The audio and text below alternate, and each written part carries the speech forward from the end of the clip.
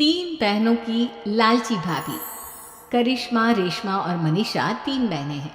उनका एक भाई भी है, मयंक। मयंक अपनी बहनों को बहुत प्यार करता है, लेकिन मयंक की पत्नी सविता इस मामले में मयंक से बिल्कुल ही अलग है। वो अपनी ननदों का जितना बुरा कर सकती है उतना बुरा करती ही रहती है और अपनी ननदों पर हुक्म भी चलाती है। करिश्मा, करिश्मा, तुमने अभी तक नाश्ता नहीं बनाया? तुम्हारे भैया को ऑफिस जाने में देर हो रही है। हाँ भाभी, बस अभी बनाती हूँ। करिश्मा, तुम ये ढीलापन छोड़ दो। कल को पराये घर जाना है। वहाँ अगर तुम इस तरह से काम करोगी तो लोग क्या कहेंगे कि माँ ने और भाभी ने कुछ सिखाया नहीं। और तुम्हारी दोनों बहनें कहाँ हैं? रेशमा मार्केट गई है और मनीषा सो रही है। क्या? सुबह के 8 बज रहे हैं और ये महारानी अभी भी सो रही है? ये कहते हुए सविता अपनी सास दुर्गा देवी के पास जाती है। माँ जी, देख रही हो अपनी बेटियों के तौर तरीके? क्या हुआ बहू, सुबह सुबह क्या कर दिया मेरी बेटियों ने? अरे, एक तो अभी अभी उठकर किचन में गई है, दूसरी सुबह सुबह बाहर चली गई और तीसरी अभी तक सो रही है। क्या करूं मैं इन तीनों का? मैं तो परेशान हो गई हूँ। जा जाकर उठा उसे और रेशमा से मैं बात करती हूँ। सविता सीधा मनीषा के कमरे में जाती है और उससे कहती है, महारानी जल्दी उठो, सूरज सर पर आ गया है। भाभी, थोड़ी देर और सोने दो ना, मैं रात को लेट सोई थी। वो क्या ना, यूनिट टेस्ट चल रहे हैं। शराफत से उठती है या नहीं, या फिर पानी की भरी बाल्टी डालूं तेरे ऊपर? नहीं नहीं भाभी, मुझे बिस्तर में नहीं नहाना, उठती हूँ मैं। मनीषा जल्दी से उठकर बाथरूम में चली जाती है। सभी आराम से बैठकर नाश्ता कर रहे होते कि तभी रेशमा बाजार से हाथ में सामान लिए आ जाती है। रेशमा को देखते ही सविता उस पर बरस पड़ती है। लो, आ गई महारानी। ऐसा भी क्या सामान लाना था जो सुबह आंख मलते ही बाजार की तरफ रवाना हो गई? भाभी, कल आप ही तो चीख रही थी कि घर का सारा सामान मुझे ही लाना पड़ता है, घर में किसी को भी किसी काम से कोई लेना देना नहीं है। अब मैं बाजार जाकर सामान ले आई तो आपको इस बात से भी तकलीफ हो रही है? देख रही हो माँ जी, अपनी बेटी की जुबान कैंची से भी तेज चलती है। और मयंक, आप तो कुछ कहेंगे नहीं अपनी लाडली बहन को। रेशमा, अपनी भाभी से ऐसे बात नहीं करते। चलो माफी मांगो। भैया, मैं क्यों माफी मांगू? आप भाभी से बोलिए ना कि हम पर कम हुक्म चलाया करे। हम इस घर की बेटियां हैं और आपकी पत्नी की ननद है, नौकरानी नहीं। लो कर लो बात। इनकी भलाई के लिए कुछ भी बोलो तो इन्हें बुरा लग जाता है। इस घर में यही इज्जत है मेरी। देख लो माँ जी, आपकी बेटी किस लहजे में मुझसे बात कर रही है। सविता वहां से चली जाती है। मयंक को बहुत गुस्सा आता है, वो भी वहां से चला जाता है। फिर करिश्मा रेशमा को समझाती है, रेशमा, तुम्हें भाभी से माफी मांग लेनी चाहिए थी ना। लेकिन दीदी, मैंने कुछ किया ही नहीं, तो मैं माफी क्यों मांगू? हाँ करिश्मा दीदी, रेशमा दीदी जैसे ही घर में आई, भाभी ही उन पर चिल्ला रही थी। हाँ, मैं मानती हूँ कि गलती भाभी की थी। मैं तो इसलिए बोल रही हूँ कि भाभी ने माँ को तो पूरी तरह अपने वश में कर लिया है। वो हमारी बात सुनती ही नहीं। मयंक भैया हमारे लिए हमेशा खड़े रहते हैं, इसलिए उनकी बात का मान तो तुम्हें रखना चाहिए था ना। कोई फायदा नहीं दीदी, कुछ दिनों की बात और है, भाभी उन्हें भी हमारे खिलाफ भड़का देंगी। फिर वो भी माँ की तरह हमारी किसी बात का विश्वास नहीं करेंगे। इसी तरह सविता अपनी तीनों ननदों को किसी न किसी बात पर परेशान करती रहती थी। एक दिन मयंक अपनी तीनों बहनों के लिए गिफ्ट लाया। क्या रेशमा, ये तुम्हारे लिए हार का सेट। रेशमा, तुम्हारे लिए सुंदर सी ड्रेस। और मनीषा, तुम्हें किताबें पसंद है ना, तुम्हारे लिए किताबें लाया हूँ। थैंक यू भैया।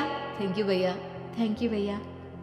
करिश्मा, तुम्हारा नेकलेस कितना सुंदर है। ये भैया कहाँ से ले आए होंगे? मैंने भैया को 3 दिन पहले फोन पर ये डिजाइन दिखाया था और आज भैया ये ले आए। सविता तो अपनी ननदों के गिफ्ट्स देखकर जल गई और करिश्मा का नेकलेस तो उसे भी बहुत पसंद आया था। अपनी बहनों के लिए कितना अच्छा नेकलेस लेकर आए हैं, मुझे कभी कोई गिफ्ट नहीं दिया। मैं आज ही ये हार चुरा लूंगी। रात में सविता करिश्मा का हार चुरा लेती है और इसी तरह उसे अपनी ननदों की जो भी चीज़ अच्छी लगती वो उसे मांगती नहीं, बल्कि रात के अंधेरे में चुरा लेती। इसी तरह दिन बीतते गए और सविता ने मयंक के दिल में भी उसकी बहनों के लिए नफरत पैदा कर दी। एक दिन मयंक ने करिश्मा और रेशमा के लिए रिश्ता देखा और ये बात उसने घर में सबको बताई। माँ, करिश्मा और रेशमा के लिए बहुत अच्छा रिश्ता आया है। वो लोग कल इन्हें देखने आ रहे हैं। आप और सविता मिलकर सारी तैयारी कर लेना। ये सुनकर करिश्मा और रेशमा खुश हो जाती हैं, लेकिन सविता सोचती है, अगर इन दोनों बहनों की शादी हो गई तो घर और बाहर का काम कौन करेगा? मनीषा तो एक नंबर की कामचोर है, उससे तो किसी बात की उम्मीद लगाना ही बेकार है। मुझे इस शादी को रोकना होगा। अगले दिन सभी लड़के वालों के स्वागत की तैयारी करने में लगे होते हैं। तभी मयंक अपनी बहनों से आकर कहता है, तैयार हो गई तुम दोनों? देखो दोनों लड़के बहुत अच्छे हैं, मैं कोई कसर नहीं छोड़ना चाहता, इसलिए तुम उनके सामने अच्छे से बिहेव करना और अपनी भाभी से लड़ने मत लग जाना। करिश्मा, तुम वो नेकलेस पहन लो ना जो मैं तुम्हारे लिए लाया था। भैया मैं बहुत देर से वो नेकलेस ढूंढ रही हूँ, लेकिन मुझे मिल ही नहीं रहा। क्या तुमने नेकलेस खो दिया? तुम्हें पता भी है वो कितना महंगा था? तुम कोई काम ढंग से नहीं कर सकती। मयंक गुस्से में वहां से चला जाता है। थोड़ी देर बाद लड़के वाले भी आ जाते हैं। वो दोनों बहनों को पसंद कर लेते हैं और रिश्ता पक्का हो जाता है। लेकिन सविता के दिमाग में तो कुछ और ही खिचड़ी पक रही थी। वो पंडित जी के पास करिश्मा की कुंडली लेकर जाती है और उन्हें पैसे देकर करिश्मा की कुंडली बदलवा देती है। जब लड़के वालों के पास करिश्मा की कुंडली जाती है तो वो दुर्गा को फोन करते हैं। बहन जी, हमने करिश्मा की कुंडली अपने पंडित जी को दिखाई थी। आपकी बेटी की कुंडली नहीं बल्कि दोषों का पिटारा है। देखिए, मैं और मेरे पति इन सब बातों में बहुत विश्वास करते हैं, इसलिए हम आपकी बेटी से अपने बेटे की शादी नहीं करा सकते। इस तरह करिश्मा का रिश्ता टूट जाता है और सभी घर वालों को बहुत दुख होता है। अब कविता सोचती है, चलो करिश्मा का तो रिश्ता टूट गया, अब रेशमा का भी रिश्ता तोड़ना है। क्या करूं? अब सविता आवाज बदलकर किसी अननोन नंबर से रेशमा के होने वाले ससुराल में फोन करती है।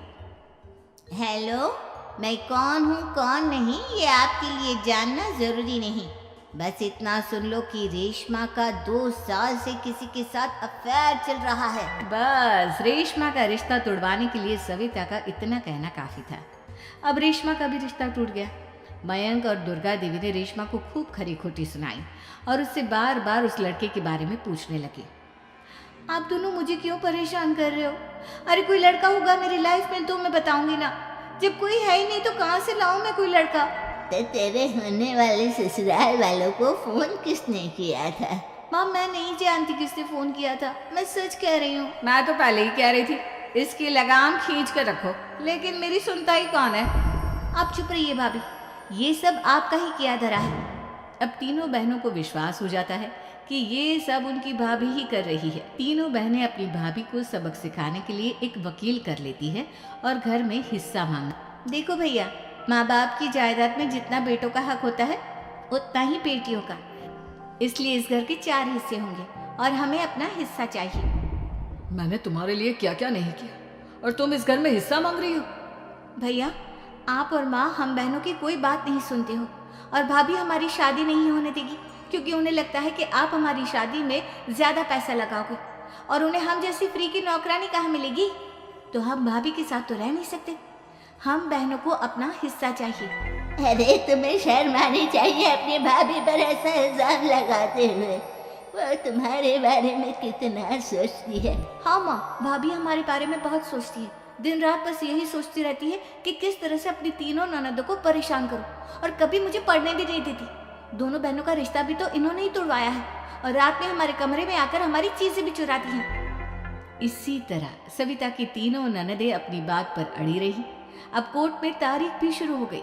जब सविता को लगा कि उसकी तीनों ननद इतनी आसानी से नहीं मानने वाली, तो उसने अपने पति और सास को सारी सच्चाई बता दी और अपनी तीनों ननद से माफी मांगी। मयंक और दुर्गा को भी अपनी गलती का एहसास हो गया। अब सविता खुद करिश्मा और रेशमा के लिए अच्छा रिश्ता ढूंढती है और उनकी शादी करवाती है।